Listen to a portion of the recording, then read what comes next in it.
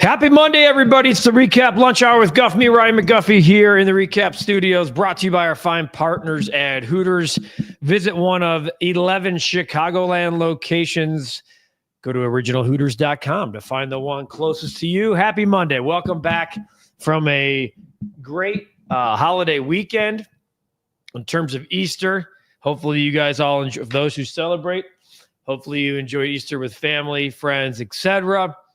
And then I'm still talking about the epic game. Like, we sign off the air on Friday, and literally one of the craziest games I've ever seen. I sat here with Cap, and we didn't leave until it was over. Cashed a couple of parlays in that game. Absolutely wild. You know, you're complaining about the bullpen in one aspect. Your jaw dropped in the bottom half of the inning. In the other aspect, 16 runs in the eighth inning, and the Cubs cap off a wild one at Wrigley Field on Friday. And of course, they get the big win on Saturday. Yesterday, come up short, but you beat a good Diamondbacks team 2 out of 3, get the day off. And just the comments are already coming in. Friday was the best game of the year. I don't think anyone could have imagined the series of events that occurred. Happy that the Cubs won the series, but Brown only pitching 4 innings Saturday worries me. His stuff was good. He had 100 pitches through 4. I wouldn't worry about Ben Brown because I like the stuff. The stuff is showing up. He just needs to have better command, better control of his pitches. But I kind of like what I'm seeing from Ben Brown, ironically. Look at this one from Pablo. Congratulations to the #1 YouTube sports show, the Recap Lunch Hour with Guff, on its 6-month anniversary today, Recap Lunch Hour fam. That's awesome.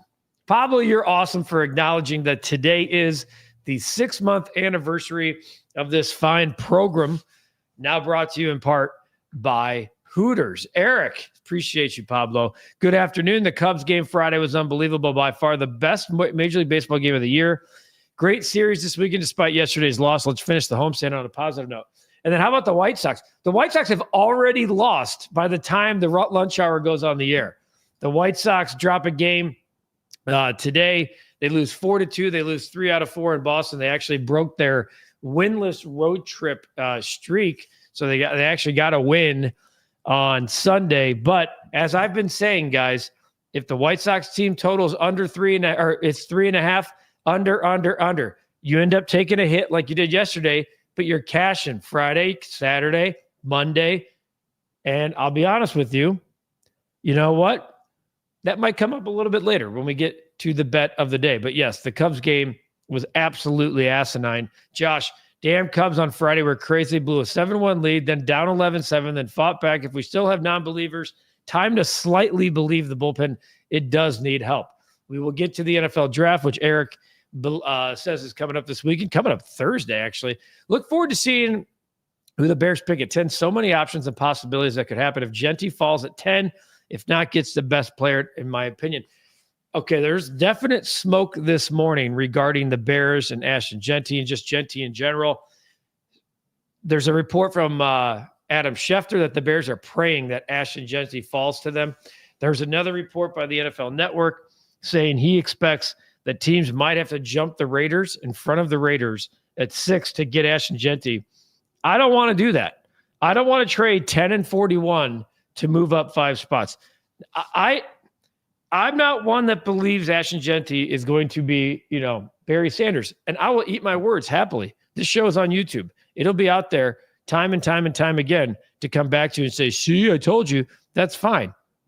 But I'm not the one that wants to pay that type of price. Becky, what's up? Think that when Javier Assad comes back, maybe he slides in the rotation and Brown goes to pen. I'm not ready to give up on Ben Brown, guys. I'm not ready to give up on Ben Brown. He pitched well. He had a lot of command issues for sure. The real Phil Simms. Good afternoon. Good series win this weekend. Convinced that they'll go 5-3.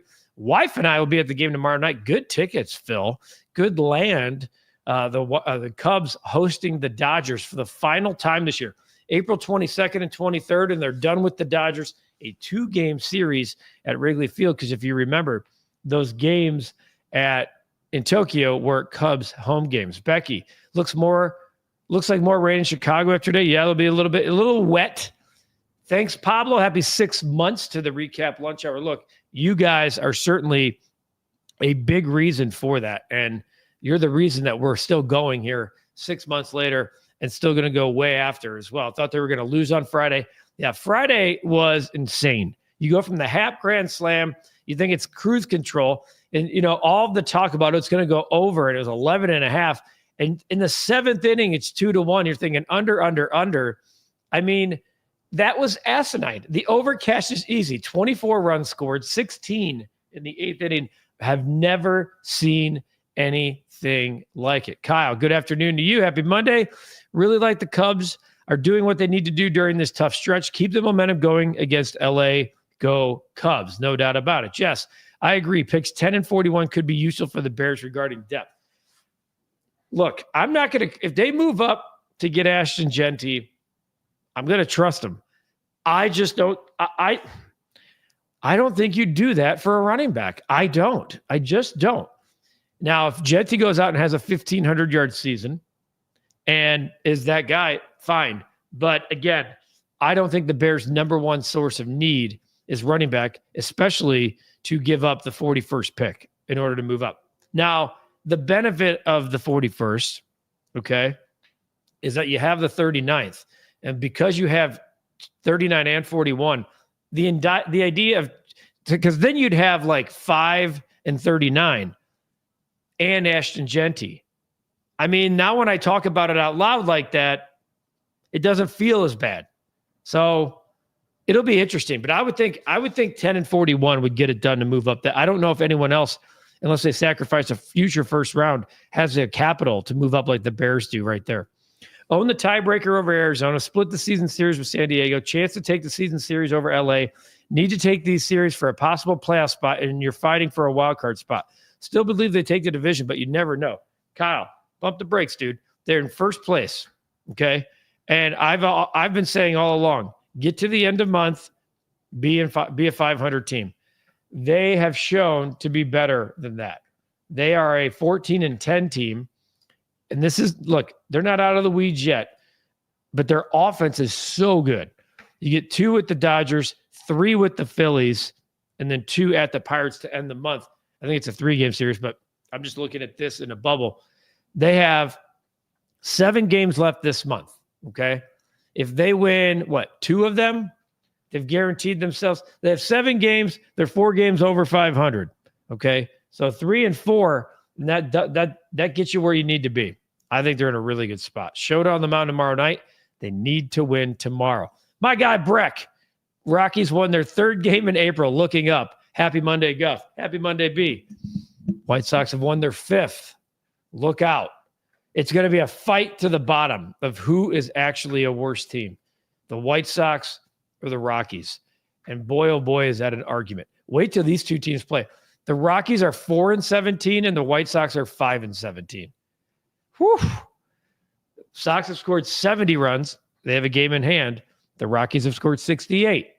Now, the White Sox have not allowed as many runs as the Rockies, but both teams are absolutely awful. Wayne says, Guff, with all of these guesses on number 10, I'm the one that likes the facts, but I'll go with an edge rusher. We certainly will find out soon. Awful news about Chris Bryant. Yeah.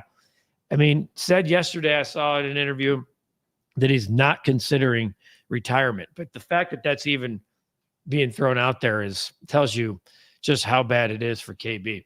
Awesome info, Pablo Udaman. Happy 6-month anniversary, Guff Cap and Lunch Hour crew. Hey, it's just me in here today. It's just me. Appreciate you guys for sure.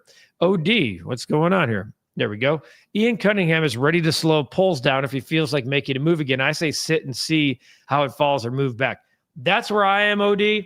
I really like that approach. Let everybody duke it out in front of you and have a great player fall to you at 10. We'll see. Andre, Ashton is a great playmaker. Sometimes you need to roll the dice, not over trade for him. That's for sure. Well, it sounds like if the Bears want him, unless desperation, that's why I'm saying you got to root for at least 3 quarterbacks should be drafted in the top 8. You got to be rooting for someone to go, I need Jackson Dart, and I'm not willing to wait. Or I need Shedeur Sanders, and I'm not willing to wait. And then let the dice fall and the chips fall where they may, and then the Bears snag a great player. And maybe they trade down to do so too. Raiders, Swayze says, I said the Raiders were going to be the ones over a month ago. I stand on it. The only other team to potentially watch out for are the Cowboys. Trade up, no dice. Yeah, I think the Cowboys could definitely be a team. They're desperate. Their owner does crazy stuff. He'll flirt and throw multiple number ones out there because he's not thinking. So I think the Cowboys are definitely, and the NFL Network said as much today. Becky, when we play the Pirates in Pittsburgh, they should easily sweep. Well, is Paul Skeens pitching? Let me look. I don't think anything should be easy if you're playing the Pirates and Paul Skeens on the mound. Okay. So right now, looking ahead, it looks like Paul Skeens would be the Thursday getaway game against Colin Ray. That's if everything stands as is. It'd be Eminaga, Boyd Ray, Haney, Medlowski, and Mladzinski and Skeens. So I would not say it's an easy sweep. Wade, why hasn't anyone ever talked about Cam Scatterbo? Somebody did in here. The Arizona State running back, the battering ram. I watched this film. Yeah, he reminds me of an old player from he reminds me, for those of you who want to go back 30 years, reminds me of a Johnny Johnson type. He just kind of gives me that Johnny Johnson vibe. For those of you who remember the old running back that just was like you said, battering ram, had a couple 1,000-yard seasons, I believe, with the Jets. I'm going to look him up here. Johnny Johnson, running back. That guy was a player, man. I always liked Johnny Johnson. Johnny Johnson, he did not have it. He had a 926-yard season, a 931-yard season. Played for the Cardinals and Jets. Played 5 seasons. That's kind of who he reminds me of. Sox started 3-22 last year. They're already 2 games ahead of the pace this year. Let's go. Man, are we celebrating mini victories. Eli, I don't know why they're not bringing up Tim Elko. What does he have to do? Now, Chase Mydroth went on the IL this morning. I think they went to Dahlbeck because they needed somebody to play a middle infield position. That's why I think they chose Dahlbeck over Elko today. But I think Elko is going to force the issue at some point on Andrew Vaughn or Miguel Vargas. I really do. Because at some point, you have to reward the guys who are hitting, and the Sox are not hitting. I appreciate you, Becky. Guff, hope you had a good weekend. Wonderful Easter. So I feel the same lip. Did you find your NHL Futures team? I hit a 3-team parlay last night, which was beautiful. I think I'm going to throw just for those, and this is not just for Breck, but I'm going to flirt with the Nuggets. I know it's crazy at 35-1. I'm going to throw futures on them with absolutely no worry whatsoever about doing it. And I'm still looking for an NHL team. I think the Avs are definitely a team. But Lip, I'm not afraid to ride with you, man. Okay? So give me what you got. Kyle, saw Cap interviewed Sonny Vaccaro. Looking forward to watching that on channel. Yeah, that happened last week. We released it this morning. Jess, there aren't many good things I can say about the Pirates, but they've disrupted possible sweeps from the Reds and Yankees. The Cubs have to play disciplined ball and not sleep on them to sweep. 100%. Look, you can't overlook anybody and just assume you're going to get a sweep. That baseball, 2 out of 3, 2 out of 3, 2 out of 3. That's where you want to live. Bubs, who's top of your big board for the Bears at 10, Guff? It's hard for me to just say I'm definitely taking this guy when I think the Bears are in a really sweet spot. Really sweet spot. And I think there's going to be some crazy shit that happens in front of them to allow a great player. I would take, obviously Mason Miller, he's not going to be there. Okay. They're not going to be there. And I just think, and Campbell, I don't think is going to be there either. Okay. So now those are the 2 guys I would take. Those are the 2 guys I would take if I could. I'll pull up NFL's mock draft. I just don't think. Oh, then the Jaguars. So here's NFL.com's latest mock. Cam Ward 1, Travis Hunter 2, Abdul Carter 3. Will Campbell's who I would love to take. He's got the Jacksonville Jaguars going to Ashton Genty at 5. And then Raiders taking Mason Graham, who I would love if he fell to the Bears. I just don't see it happening. Shedeur Sanders goes right ahead. So Tyler Warren is who NFL.com has the Bears taking. I don't know how I feel about him. I loved him at Penn State. I guess this looks like, Bubs, to your point, that the Bears want to take an offensive weapon. I'm just not so sure. I still want to take a big dude that can move people that way. I've been saying that for a long time. And outside of the Abdul Carter, the rush edge rushers aren't there that high in the draft. So I know I'm giving you a long-winded way of not telling you who I want them to take, but I am not big on the Bears trading up to take Ashton Jeanty. And I'm just being honest. And if they do, they do. But I'm just not that. It's not that I'm not high on him. It's just I look at position of strength and need, etc. Alan, what are the Cubs going to do about all these minor league studs? They're just aging at AAA. Look, I think they're going to have to package some of them to get a stud pitcher and a stud reliever as they get closer to the deadline. I have the Nuggets at 31 and the Maple Leafs at 12-1. Sounds like we're dancing. Let's parlay those guys together, by the way. Let's dance. Toronto, that would be cool for Toronto, by the way, if the Maple Leafs won the Stanley Cup. Happy anniversary, Guff, says Wayne. So enjoy you and Cap. It's so much fun to hear everyone's opinion live. Great show, fan-friendly, just getting started, my friend. Definitely are just getting started, Wayne. Certainly appreciate the love. And, at some point, I'm going to have to reward everybody with a little Hooters on me because right now it's spring. The spring beer specials are there and the Big Daddy mugs. My favorite, I always go with the tall. Summer Shandy, Dos Equis, Blue Moon, and those are the seasonal specials right now on tap. Of course, the Mahi Tacos. Had a little Guinness fish and chips before on Friday. Mahi Tacos, $14.99. The Tender Tacos at $10.99. The Buffalo Shrimp Special. And then my favorite for the kids, the Cinnamon Pretzel Bites to kind of cap it all off. Perfect mix of sweet after the spicy wings, the mango habanero, and all the other flavors. And, of course, washing it down with a $6 cocktail. Go to originalhooters.com and find one of the 11 Chicagoland locations nearest you. And if you want to get something to go, swing by, go to order.hooters.com, and they'll take care of you there. Always love having Hooters here as a big fan and big partner with the show. Scatterbo reminds me of John Kuhn. So if he's there in the second or third, I'm running to the podium. Give me the trenches. I'm with you. Bubs, you and I, just a lot of like there. Sounds like a trade back from Guff. Just takes two to tango. I think what it takes is the craziness to happen in front of you. That's what I really think needs to happen. With you, Guff, take the best lineman on the other side of the ball on Thursday. Plenty of good names. Campbell, Banks Jr., Simmons, Connerly Jr., Stewart, Walker, etc. That's why I think the idea of moving back is attractive to me. Banks Jr. will fall to them, and I think they'll definitely take him. But if for some miraculous reason Jeanty falls, plans will change. If Jeanty falls to 10, maybe I feel differently. I just have a little issue about him, the Bears trading up for a running back. Jailbreak, that's something that gets lost with the minors. Force your way to the majors. Force your way up here. And like they did with Matt Shaw, if it wasn't working, send him down. The Cubs have a third baseman problem too, and maybe that's something they look at upgrading as we get closer and closer to the deadline and the weather gets warmer and the Cubs are looking for an extra bat. Josh asks, do you think the Bears should try and package a trade with the Steelers because they might want Milroe or Shedeur and maybe it will get TJ Watt? They're not trading TJ Watt.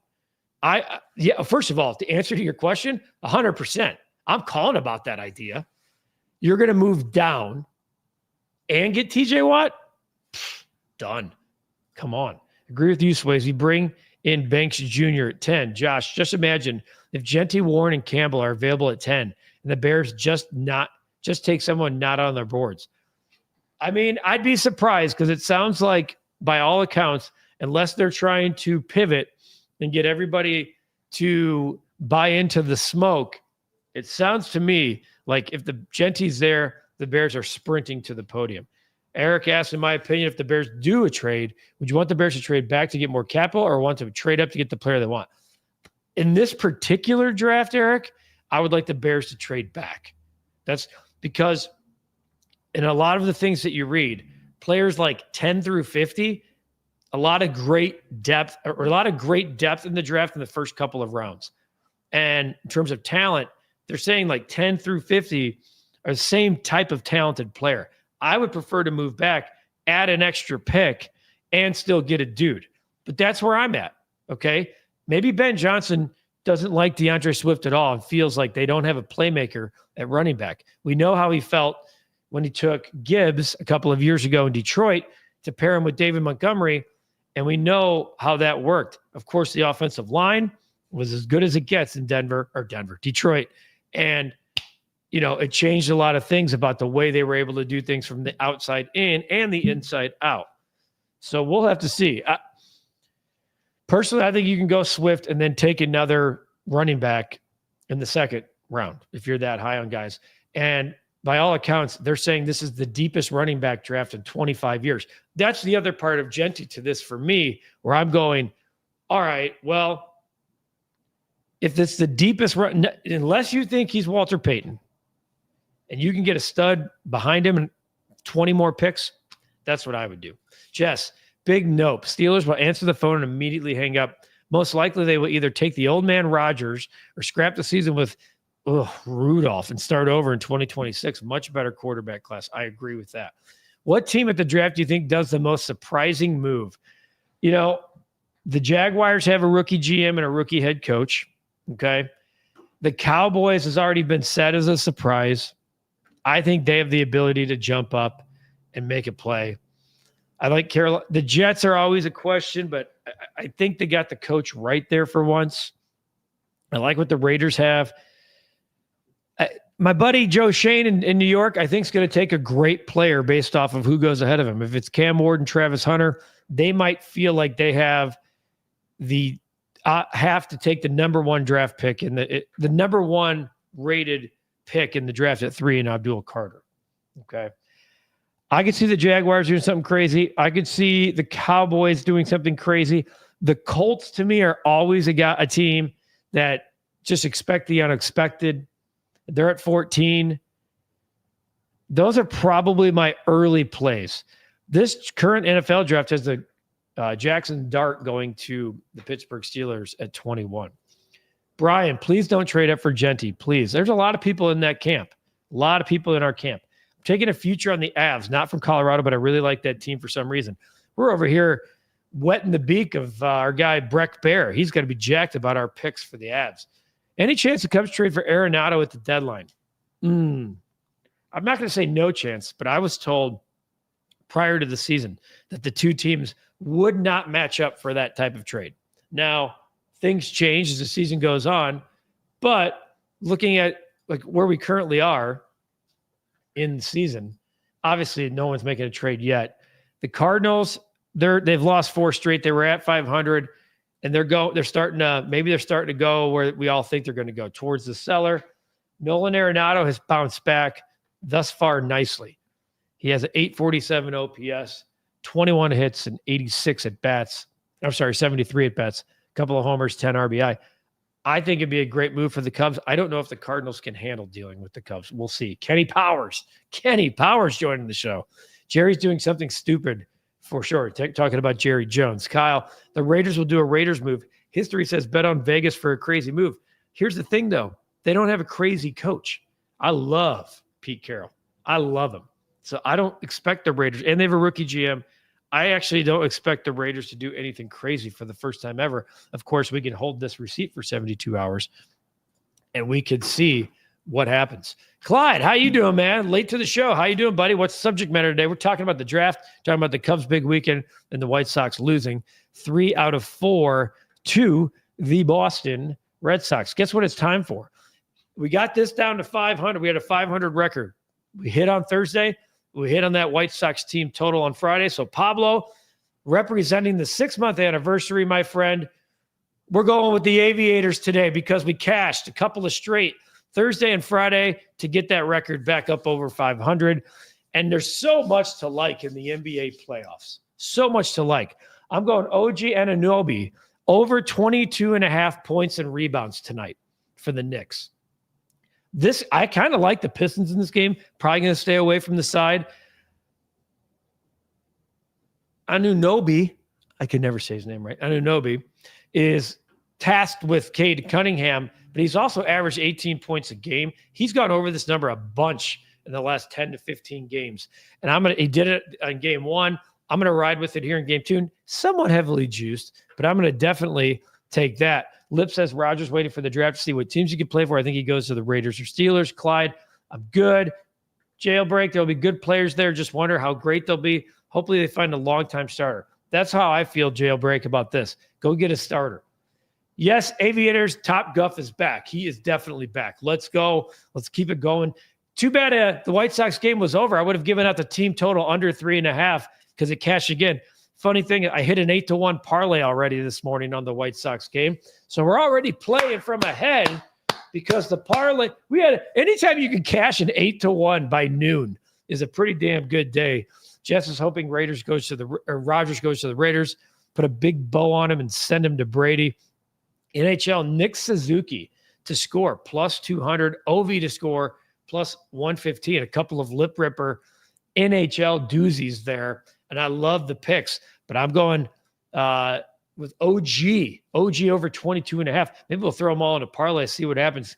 Stat of the day for you. Bring it on, Eric. I would love Rogers at the Raiders. Of course, you would, Breck, a big fan of the AFC West. And I know with that Denver crowd, I may have to make it out to Denver to boo on the Las Vegas Raiders if Aaron Rodgers is there. 30 watching and 5 likes. Come on, peeps. Terry's always my guy, trying to pound the pavement for people hitting that like and subscribe button. The White Sox had a good win Sunday. They had a loss today, though, there, Clyde. They've already lost. The Cubs should have a motivation for the Dodgers tomorrow. The Bears should take Ashton Genty if he's there. If not, go offensive, defensive line. So Clyde's with a lot of us who say do not trade up. Can't wait for the recap day at the Sox Stadium. We'll all need 80 Aviators that day. Maybe that'll be their recap giveaway. Friday Cubs game was the first time in Wrigley Field history they scored more runs in one inning in the history of Wrigley Field. I believe it was more runs in the 8th inning, too, if I'm not look at this guy. Celebrating a Cubby week, 420. Hell, carried into 421, Ganja, man. There's nothing wrong with that. There's our bet of the day. OG Anunoby, over 22.5 points and rebounds tonight against the Detroit Pistons in Game 2 at Madison Square Garden. I got a recap to get to. I got to do the White Sox recap, which is already in the can. I'll flip it around. I'll edit it. That'll be here on the channel momentarily. The recap rush hour will also be on the channel later today. Of course, the Cubs off tonight. We do have a Sonny Vaccaro era interview with Cap talking about getting Michael Jordan to Nike and how it changed the life of Nike and Michael Jordan all in one signing. All right. It's been the Recap Lunch Hour Monday edition. Appreciate all of you. The 6-month anniversary of this fine program. And it's brought to you by our good friends and partners at Hooters, who are the best and make the best wings in town. One of Chicago, 11 Chicagoland locations. We will see you guys tomorrow. Have a great rest of your Monday. I think the weather, while maybe a little wet this week, is definitely supposed to be better than it is this week or than it is today. Looking forward to the NFL draft because I'm sick of talking about who we're taking at 10. I just want to see it happen. We're going to talk today about the content we have for NFL draft. We may go live. We will see. As soon as I know, you'll know. It'll be tomorrow on the Recap Lunch Hour. For everyone here at the Recap, I'm Ryan McGuffey. It's been the Recap Lunch Hour brought to you by our fine partners at Hooters. Go to originalhooters.com. Go to order.hooters.com if you want to place a to-go order. originalhooters.com. Have a great day, everybody, and we'll see you tomorrow.